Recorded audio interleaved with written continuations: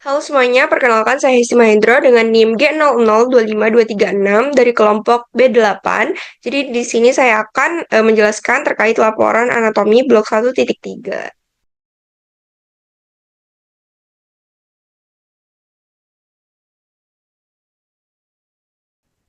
Jadi di sini laporan pertama ada tentang dinding abdomen anterolateral. Yang pertama ada kulit. Jadi lapisan pertama adalah kulit yang berfungsi sebagai pelindung utama dari trauma fisik, mikroorganisme, dan perubahan suhu. Kulit juga memiliki jaringan sensorik untuk rasa nyeri, sentuhan, dan suhu. Selain itu, suplai darah di kulit cukup kaya sehingga membantu dalam regulasi panas tubuh.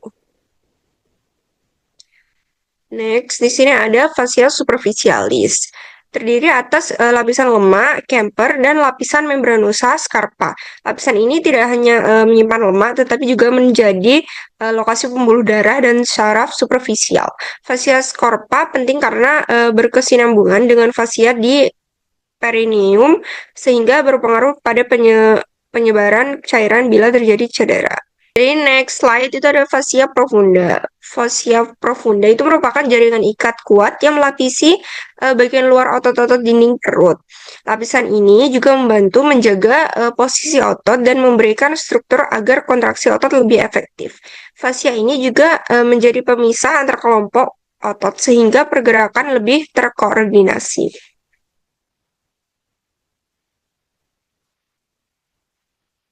Next, di sini ada musculi et aponeurosis.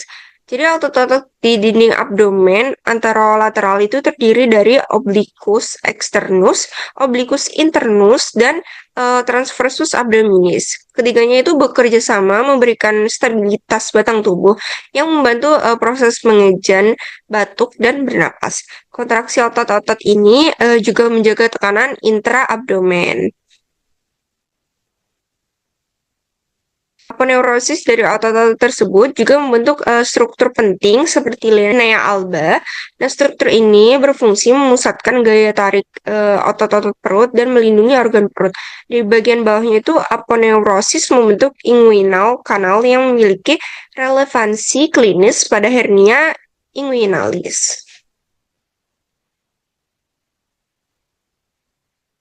Next, di sini ada fascia transversalis. Jadi fascia transversalis itu adalah lapisan tipis namun sangat penting yang memisahkan antara otot transversus abdominis dari cavum peritoneum. Lapisan ini juga menjadi batas anatomi penting dalam operasi hernia dan sering menjadi lokasi kelemahan dinding abdomen. Next, di sini ada fascia extraperitonealis. Jadi fascia extraperitonealis itu terdiri dari jaringan lemak yang menjadi bantalan antara fascia transversalis dan peritoneum. Selain sebagai pelindung, fascia ini juga menjadi jalur pembuluh darah yang menuju organ dalam.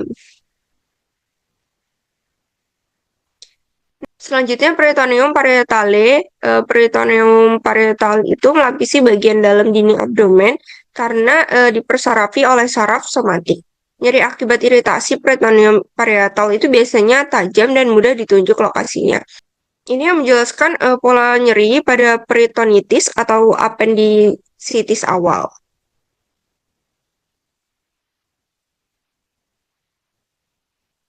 Next, itu dinding abdomen posterior. Dinding posterior itu dibentuk oleh otot psoas mayor, iliacus, quadratus, lumborum, serta bagian dari tulang belakang lumbal. Daerah ini juga berperan penting dalam postur dan pergerakan badan, serta menjadi lokasi penting dalam teknik blok saraf lumbal. Next, di sini organ intraperitoneal itu seperti lambung, jejunum, ileum, dan limfa berada seluruhnya dalam sulbung peritoneum dan mendapatkan mobilitas yang lebih bebas. Hal ini penting untuk pergerakan organ selama pencernaan. Next, di sini ada organ retroperitoneal. Organ retroperitoneal itu seperti ginjal, pankreas, duodenum, dan kolon ascendens atau descendens. berada di belakang peritoneum. Organ-organ ini lebih fix posisinya sehingga cedera atau infeksinya itu sering menimbulkan nyeri yang lebih dalam dan sulit dilokalisasi. Next, laporan kedua tentang gaster atau lambung.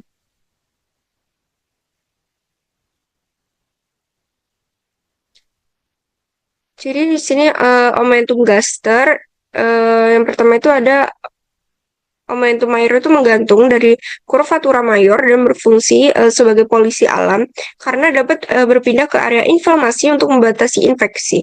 Nah, omentum minus itu menghubungkan lambung ke hepar. Keduanya itu juga memiliki peran dalam melindungi organ dan menyimpan lemak. Next di sini ada arteria gaster. Jadi suplai darah lambung sangat kaya dan membentuk anastomosis yang luas. Arteri-arteri dari truncus coeliacus ini tuh mengalir di sepanjang kurvatura mayor dan minor. Jadi sehingga cedera pada salah satu pembuluh masih dapat ditopang oleh pembuluh lain.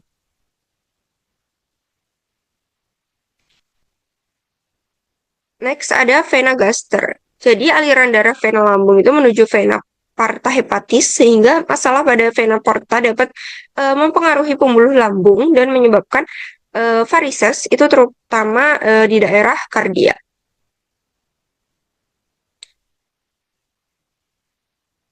Next, inervasi gaster. Jadi inervasi parasimpatis dari nervus vagus merangsang motilitas, sekresi mukus, dan asam lambung. Sementara sistem simpatis itu mengurangi aktivitas lambung dan meningkatkan vasokonstriksi. Jadi keseimbangan dua sistem ini penting untuk fungsi pencernaan normal. Next, di sini ada sphincter gaster. Di bagian atas itu terdapat sphincter gastroesophageal yang mencegah reflux. Jadi di bagian bawah itu terdapat sphincter pylorus yang mengatur keluarnya sime ke duodenum. Gangguan pada salah satu sphincter ini dapat menyebabkan GERD atau stenosis pylorus. Di sini laporan ketiga itu tentang appendix. Jadi letak appendix merupakan organ berbentuk tabung kecil yang berasal dari caecum. Posisi paling umum adalah retrosecal, tetapi bisa juga berada di pelvis, subsekal, parasekal, atau preileal dan postileal. Perbedaan posisi ini mempengaruhi variasi gejala appendicitis.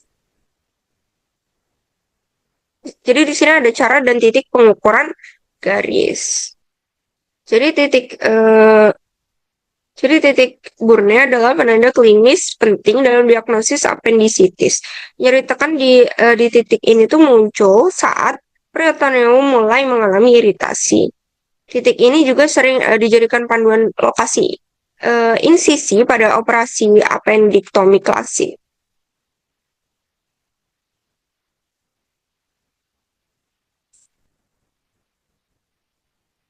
Next, garis lens itu digunakan sebagai alternatif yang lebih estetis untuk insisi karena terletak lebih dalam di abdomen. Garis ini juga membantu memprediksi lokasi appendix, terutama itu pada pasien dengan posisi appendix di daerah pelvis. Jadi dengan memahami dinding abdomen, suplai vaskular, dan lokasi appendix, kita dapat lebih memahami gambaran klinis seperti hernia, gastritis, dan appendicitis. Sekian video laporan dari saya. Terima kasih.